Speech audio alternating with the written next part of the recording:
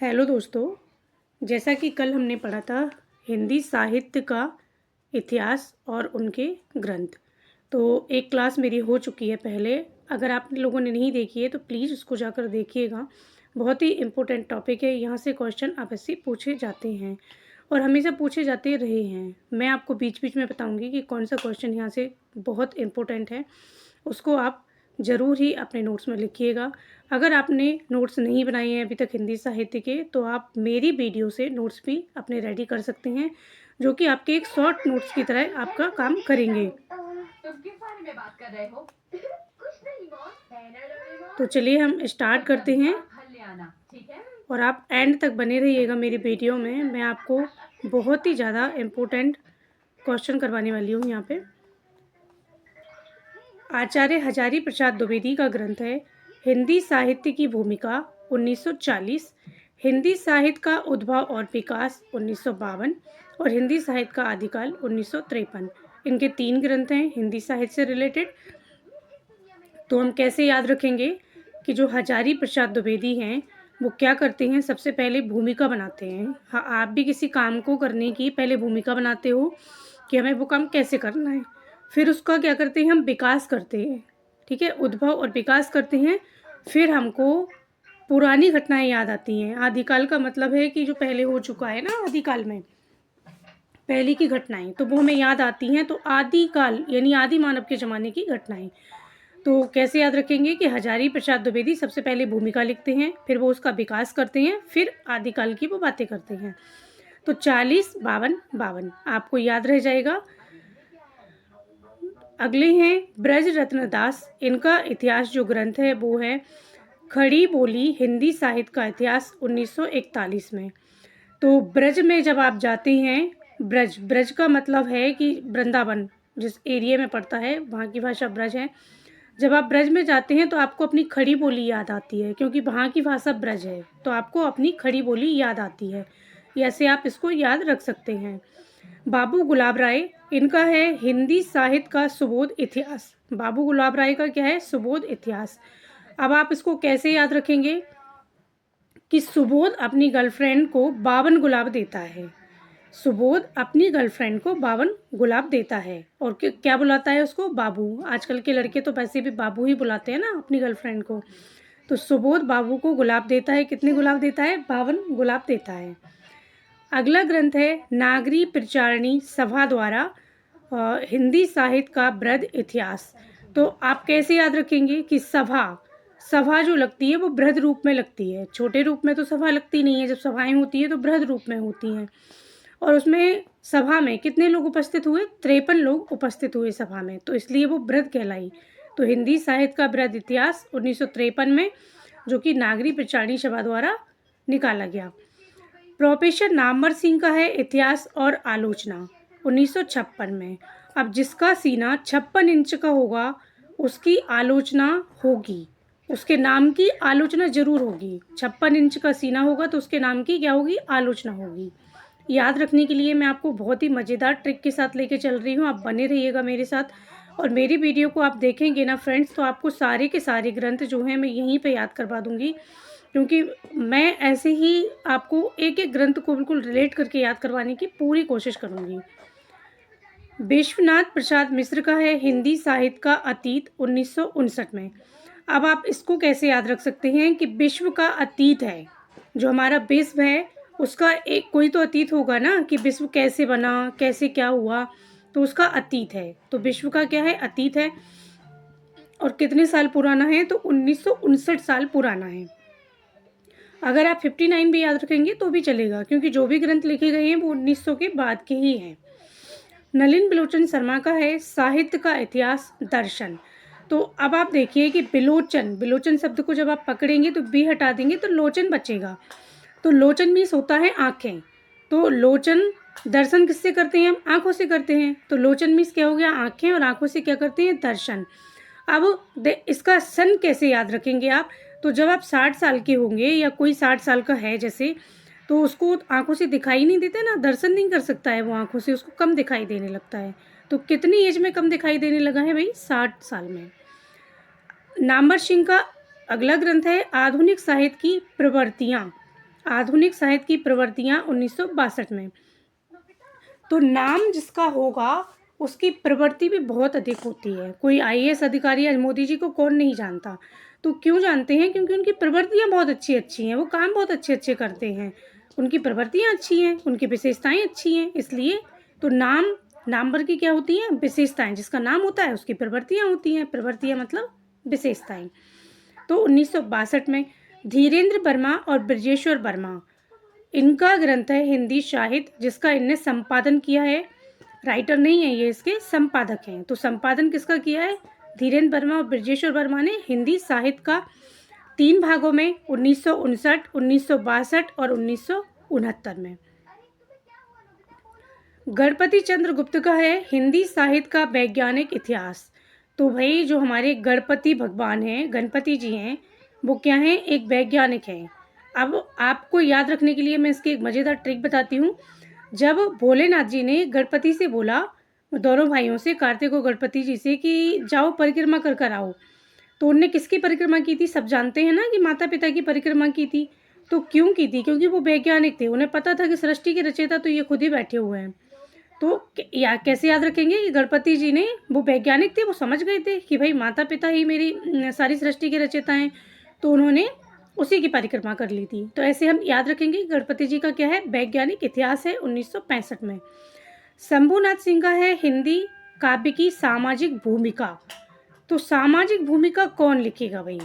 अब शंभू यानी शिव शंकर, तो शिव शंकर ही तो समाज में उनकी ऐसे याद रखिए कि शिव शंभू जो हैं उनका पूरा परिवार पूजा जाता है ना, क्योंकि वो सामाजिक रिश्ता बनाते हैं, समाज से जुड़े हुए हैं।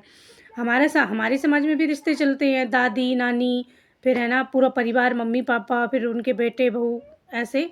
तो शंभू का पूरा परिवार सामाजिक है, तो वो सामाजिक भूमिका में रहते हैं शंभू जी। और कितने मेंबर हैं उनके परिवार में? 66 मेंबर हैं। राजनाथ शर्मा, इनका है हिंदी साहित्य का विवेचनात्मक इतिहास 1968 में। अब आप ये देखिए कि जो सूर्यकांत शास्त्री हैं उनने भी इसी नाम से एक ग्रंथ लिखा है हिंदी साहित्य का विवेचनात्मक इतिहास, जो हमने पिछली क्लास में देखा है। अगर आपने मेरी पिछली क्लास नहीं देखी है तो मैं प्लेलिस्ट बनाती जा रही हूँ, आप उसे ज़रूर देखिएगा। और टेलीग्राम की लिंक भी मैं डिस्क्रिप्शन में दे रही हूँ। अगर आपको इसकी PDF चाहिए तो आप मुझे PDF लिख के यस लिख दीजिए, मैं आपको PDF सेंड कर दूंगी, या फिर आप टेलीग्राम चैनल ज्वाइन कीजिएगा, वहाँ पे आपको ये PDF मिल जाएगी। राजनाथ शर्मा का है हिंदी साहित्य का विवेचनात्मक इतिहास। तो जो सूर्यकांत शास्त्री और राजनाथ शर्मा हैं, ये दोनों ही क्या करते हैं? विवेचन करते हैं। तो सबसे पहले विवेचन किया था सूर्यकांत शास्त्री ने 1930 में, फिर इनका मन नहीं भरा, राजनाथ शर्मा को क्या लगा कि इनने अच्छी तरीके से विवेचन नहीं किया है, मैं करूँगा, तो 1968 में जाके इन्होंने कर दिया। रामखिलावन पांडे का है हिंदी साहित्य का नया इतिहास 1969 में। रामखिलावन पांडे, अब आप कैसे याद रखेंगे इसको कि राम जी खेलते थे तो उनका ये नया इतिहास है। राम जी खेलते थे तो उनका ये नया इतिहास है, ठीक है, ऐसे आप याद रखेंगे। अगला ग्रंथ है नगेंद्र। तो नगेंद्र जो हैं वो संपादक हैं। ये क्वेश्चन बार क्वेश्चन में पूछा जाता है कि इनमें से ऑप्शन दे देगा वो 4 आपको रख देगा कि इनमें से कौन से ऐसे राइटर हैं जो इतिहास मतलब संपादित किया है, इन्होंने ग्रंथ नहीं लिखा है, संपादन किया है इन्होंने, तो वो है नगेंद्र। इन्होंने कोई ग्रंथ नहीं लिखा है बल्कि इन्होंने संपादन किया है इसका। तो हिंदी साहित्य का इतिहास नाम से इन्होंने संपादन किया है 1973 में। 73 में भारतेंदु का कालचक्र भी संपादित हुआ था, और एक और ग्रंथ हमने कल पढ़ा था वो भी 1973 में ही था। तो नगेंद्र का भी कब है? 1973 में। लक्ष्मी सागर वार्ष्णेय का है हिंदी साहित्य का इतिहास। अब आप कहेंगे कि ये तो रामचंद्र शुक्ल जी ने भी लिखा है, तो ऐसे बहुत से राइटर हुए हैं जिन्होंने इस नाम से ग्रंथ लिखे हैं, पर इसके लिए अब आपको क्या करना है कि आपको इसकी सन भी याद रखनी है, क्योंकि अगर उन्होंने दे दिया कि इन निम्नलिखित में से किस लेखक ने हिंदी साहित्य का इतिहास नाम से ग्रंथ नहीं लिखा, तो फिर आपको मुश्किल हो सकती है इस क्वेश्चन में। तो आपको याद रखना है, जिनने भी लिखा है सबके नाम आपको याद करने होंगे। और 1976 इनका सन है। जो रामचंद्र शुक्ल ने लिखा था वो 1929 में लिखा था, और लक्ष्मी सागर वार्ष्णेय ने लिखा हिंदी साहित्य का इतिहास वो 1976 में लिखा है। तो कैसे याद रखेंगे कि सागर इनके नाम में क्या आ रहा है? लक्ष्मी सागर। तो लक्ष्मी जी सागर में बैठी हैं किसके साथ? विष्णु भगवान जी के साथ। तो 7 आ गया, 7 मतलब 7। तो लक्ष्मी जी विष्णु भगवान के साथ सागर में बैठी हैं और कैसी मुद्रा में बैठी हैं? 6 वाली मुद्रा में बैठी हुई हैं। जैसे 6 की मुद्रा बनती है ना, वैसे बैठी हुई हैं। तो आप इसको कैसे याद रखेंगे? 76, ठीक है, बासड़े का 76 में आया। किशोरी लाल गुप्त का है हिंदी साहित्य के इतिहास का इतिहास। तो भाई किशोरी जी मतलब जो राधा हैं वो किशोरी जी हैं। अब वो तो इतिहासों का भी इतिहास जानती हैं, तो आप ऐसे इनको याद रखेंगे कि इतिहासों का इतिहास कौन जानता है? किशोरी जी जानती हैं। और कितने इतिहासों का इतिहास जानती हैं? तो 78। कितने प्रकार के? 78 प्रकार के। अगला है मैनेजर पांडे का साहित्य और इतिहास दृष्टि 1981 में। अब जो मैनेजर होता है, मान लो किसी बैंक का मैनेजर है, तो उसको साहित्य का इतिहास भी पता होगा, उसको इसकी दृष्टि भी पता होगी कि भाई किस दृष्टि से कोई चीज़ की जा रही है, यानी कोई काम किया जा रहा है तो वो किस दृष्टि से की जा रही है, तो वो मैनेजर को सारी इन्फॉर्मेशन रहती है। तो आप ऐसे याद रख सकेंगे। वासुदेव सिंह का है हिंदी साहित्य का समीक्षात्मक इतिहास। अब जो वासुदेव जी हैं, कृष्ण भगवान जी हैं, वो क्या करते हैं? सबकी समीक्षा करते हैं। वो अर्जुन ने क्या किया, दुर्योधन ने क्या किया, पांडव क्या कर रहे हैं, कौन समीक्षा करता है? वासुदेव करते हैं। और 1982 वासुदेव 82 में समीक्षा करते हैं। वासुदेव 82 में समीक्षा करते हैं। ऐसे आप याद रखेंगे। अगला है त्रिभुवन सिंह का हिंदी साहित्य एक परिचय 1984 में। त्रिभुवन सिंह का है हिंदी साहित्य का परिचय 1984 में। तो त्रिभुवन सिंह क्या करते हैं? हिंदी साहित्य का क्या करते हैं? परिचय देते हैं। ठीक है, त्रिभुवन 3 भवनों का परिचय कौन देता है? 1884 में त्रिभुवन सिंह देते हैं। आगे देखते हैं, लक्ष्मी सागर बासड़े का है इतिहास और साहित्य इतिहास। दूसरा इनका ग्रंथ है लक्ष्मी सागर का इतिहास और साहित्य इतिहास। रामस्वरूप चतुर्वेदी का है हिंदी भाषा और संवेदना का इतिहास। तो राम का जो स्वरूप है उसके प्रति हम क्या करते हैं? संवेदना व्यक्त करते हैं। तो अयोध्या में जैसे अभी राम जी का जो स्वरूप है वो हर किसी को लुभाता है, तो जब आप उनके सामने बैठेंगे तो क्या करेंगे? अपने मन की हम उनको संवेदना व्यक्त करेंगे। तो ऐसे आप याद रखेंगे कि संवेदना जहाँ पर आएगी वहाँ पे राम के स्वरूप आएगा, तो राम के स्वरूप की हम संवेदना व्यक्त करेंगे।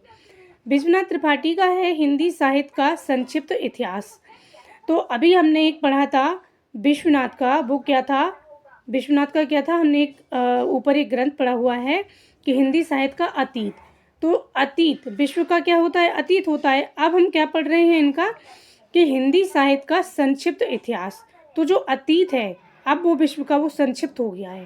पहले बहुत बृहद था, बड़ा अतीत था, लेकिन अब वो क्या हो गया? संक्षिप्त हो गया है। तो आपको कैसे याद रखना है कि विश्व का जो अतीत था वो संक्षिप्त हो गया है। रामविलास शर्मा का है हिंदी साहित्य के इतिहास की समस्याएं। इन्होंने इसका संपादन किया है रामविलास शर्मा ने। हिंदी साहित्य के इतिहास की समस्याएं। अब भाई इतिहास की जो भी समस्याएं होंगी वो कौन सुनेगा? रामविलास जी सुनेंगे। इतिहास की समस्याएं कौन सुनेगा? रामविलास जी सुनेंगे। विजेंद्र स्नातक का है हिंदी साहित्य का इतिहास। देखिए अब फिर इनका आ गया हिंदी साहित्य का इतिहास। ऐसे कई लोगों ने लिखा है, तो आपको याद रखना पड़ेगा। डॉक्टर बच्चन सिंह का है हिंदी साहित्य का दूसरा इतिहास 1996 में। तो ये बच्चे थे, बच्चन सिंह क्या थे? बच्चे थे। बहुत लोगों ने इतिहास लिखा, इन्हें सबके पढ़ पढ़ के ये थक गए, तब इन्होंने कहा कि अब मैं दूसरा लिखता हूँ कुछ। ठीक है, तो आप कैसे याद रखेंगे कि बच्चे पढ़ पढ़ के इतिहास थक गए थे तो उन्होंने कहा मैं दूसरा लिखता हूँ। तो ऐसे बच्चे ने दूसरा इतिहास लिखा 1996 में। सुमन राजे का है हिंदी साहित्य का आधा इतिहास। अब सुमन राजे नाम देखिए, अब राजे राजे किसके नाम में लगता है? जैसे ठाकुर लोग होते हैं ना, वो लगा लेते हैं, तो वैसे ही इनके नाम में लगा हुआ है। तो इन्होंने क्या किया, जब बच्चन सिंह ने दूसरा इतिहास लिखा तो सुमन इनकी फ्रेंड थी, तो इन्होंने भी क्या किया कि तुमने दूसरा इतिहास लिखा है, अब मैं तो इसका आधा लिखूंगी। तो इन्होंने आधा इतिहास लिख दिया। भाई बच्चे ने पूरा दूसरा लिखा तो सुमन आई, इन्होंने उसको आधा इतिहास में कन्वर्ट कर दिया। अब नीरजा माधव का है हिंदी साहित्य का ओझल नारी इतिहास। नीरजा माधव का है हिंदी साहित्य का ओझल नारी इतिहास। तो ये कब आया था? 2013 में आया था। इसका सन याद रखिएगा। और इनको ये जो भी ग्रंथ मैंने आपको पढ़ाए हैं सबको बहुत ही अच्छे से आप याद कर लीजिएगा। इनमें से ही क्वेश्चन जरूर बनता है। किसी भी एग्ज़ाम में क्वेश्चन इससे बाहर नहीं जाएगा आपका। जो भी आप हिंदी साहित्य की तैयारी कर रहे हैं, चाहे आप एमपी वर्ग 1 की कर रहे हो, वर्ग 2 की, एमपी सेट की या किसी भी यूपी, टीजीटी, पीजीटी की, यही यहाँ से क्वेश्चन ज़रूर ही पूछा जाएगा। तो नीरजा माधव का क्या है, हिंदी साहित्य का ओझल नारी इतिहास। तो जो नीरजा माधव थीं, ये क्या हो गई थी, ओझल हो गई थी। ये नारी कैसी हो गई थी, ओझल हो गई थी। और कब हुई थी ये ओझल, 2013 में। तो आप सभी ने जो मेरी क्लास को देखा, उसके लिए आपका बहुत बहुत धन्यवाद। और आप ऐसे ही मेरा सपोर्ट कीजिए। मुझे भी आपको पढ़ाने में बहुत ही मज़ा आता है, तभी मैं आपको ट्रिक के माध्यम से पढ़ा रही हूँ और आपको सारा का